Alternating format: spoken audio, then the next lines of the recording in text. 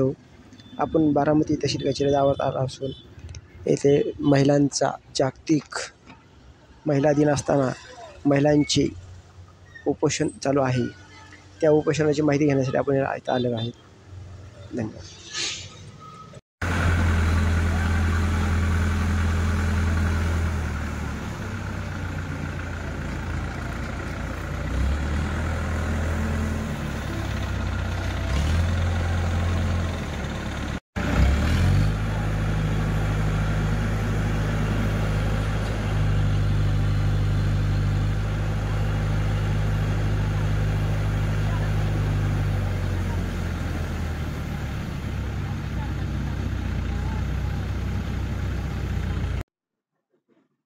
आम्ही धारगळे गावात राहतो. आमच्या घराकडे येणारा रस्ता शासनाकडून मंजूर रस्ता 1.5 वर्षापासून शरद पवार यांच्या पक्षाच्या पदाधिकाऱ्याने जाणीवपूर्वक त्रास देण्याच्या हेतूने अडवला आहे.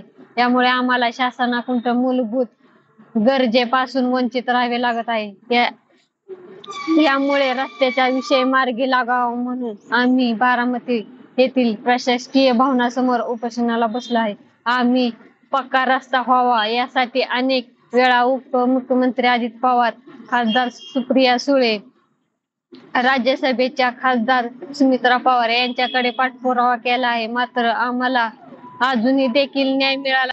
यामुळे जागतिक महिला दिनी आम्ही या ठिकाणी उपोषणाला बसला आहे. आमची उपमुख्यमंत्री अजित पवार, खासदार सुप्रिया सुळे आणि राज्यसभा खासदार सुमित्रा पवार यांना विनंती आहे की आम्हाला महिला दिनी न्याय मिळावा ही विनंती आहे. जोपर्यंत न्याय मिळणार नाही तोपर्यंत आम्ही उपोषण सोडणार नाही.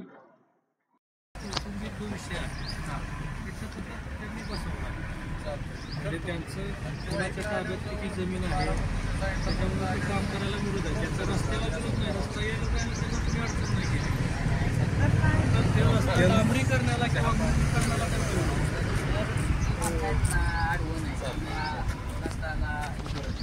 पक्का व्हायला काही अडचण नाही. त्यांचा बाकीचा विषय आहे ना तुमच्या ताब्यात, त्यांना सांगा की तुम्ही बाकीचा विषय रस्ता सोडून तुम्ही मोजणी करून घ्या. तसं आम्ही सांगू शकलो ना, मोजणी करत नाही का ते मोजणी करायला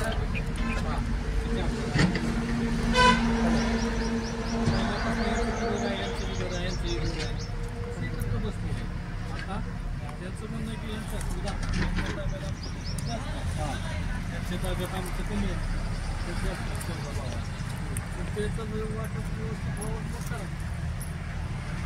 वाटप व्हायला लगेच वाटप होणं शक्य नाही ना. विषय काय की मुंबई हायकोर्टात सुद्धा सांगितलं की 20 वर्षापूर्वीचा वहिवाटीचा रस्ता असा तो कायमस्वरूपी करण्यात यावा.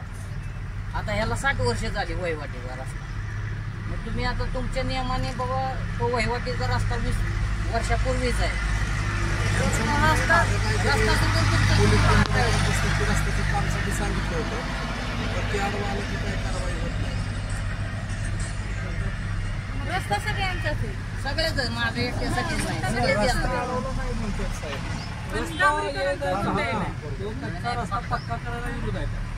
आता विषय काय झालाय ते जे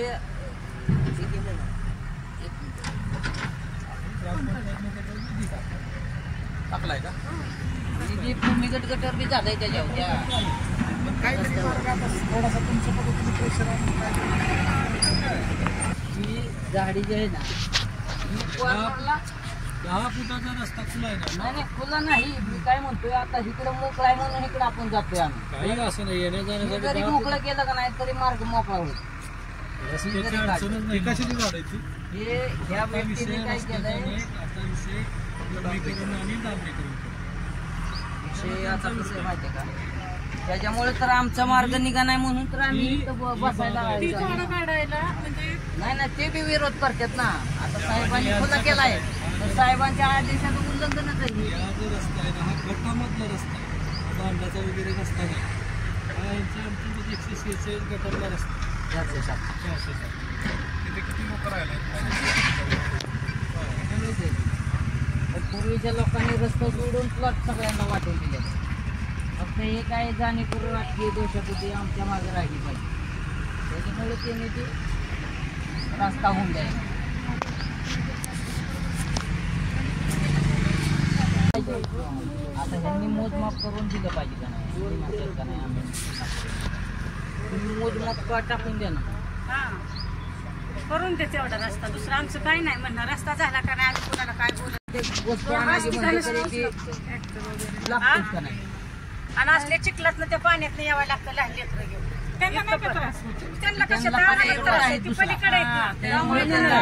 तुम्ही रस्ता सोडला म्हणून आम्ही घरं बांधली. आम्हाला फक्त काय म्हणायचं तुम्हाला, तुम्ही रस्ता दाखवून सोडला म्हणून आम्ही घरं बांधली. जेवढी आहे तशी बांधलीच नाही. त्याला सगळ्यांना पर्यायी रोड आहे. हा हा आमचाच तेवढा तेवढाच रोड आहे. अख्ख्या जारगवाडीत तेवढाच रोड राहिलाय.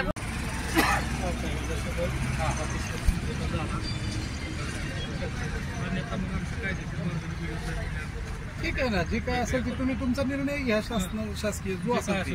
म्हणजे त्याच्यात ह्यांचं बी काय होत असेल तर ह्यांचा बी तुमच्या पद्धतीने निर्णय घ्या. रस्ता हो ऑफिशियली आणि नोटीस काढून साहेबांनी बोलवतो त्यांना आता ऐका की 15 दिवसाचा तुम्हाला मुदत दिली होती त्यांनी दिली होती का नाही? 15 दिवसात त्यांनी एकदा तरी तुमच्याकडे आली का किंवा एकदा तरी मिटिंग लावली का? माझी चर्चा झालं केलंच नाही काय त्याने.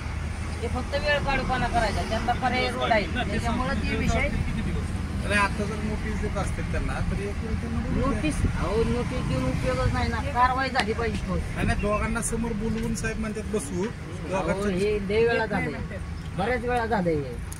ही कालावधीत तुमच्या केसचा निकाल दिलेला नाही ऐका की तुम्ही ऐका तुम्ही तुमच्या पद्धतीने. पण विषय काय आहे माहिती का, त्याला तुमच्याकडे झाला होता का नाही तो 15 दिवसाची मुदत द्या म्हणून. त्याने 15 दिवसात काय 2 वर्ष त्यांनी काहीच केलं नाही. 2 वर्ष खोळंबाज फक्त घातलाय. त्याला काय झालंय, पर्यायी रोड आहेत ना. त्यांना पर्यायी रोड असल्यामुळे त्यांना ह्या रोडची गरज नाही म्हणून ते अडवणूक करते. बाकीचा काय विषय जर एक वेळ आपण बसायचं म्हणलं त्यांच्या बरोबर बसून बघायला काय हरकत नाही बसवायला मग आजच लगेच बोलवा ना. त्याला काही कुठंच केलेलं नाही तर लगेच यायला बसवायला.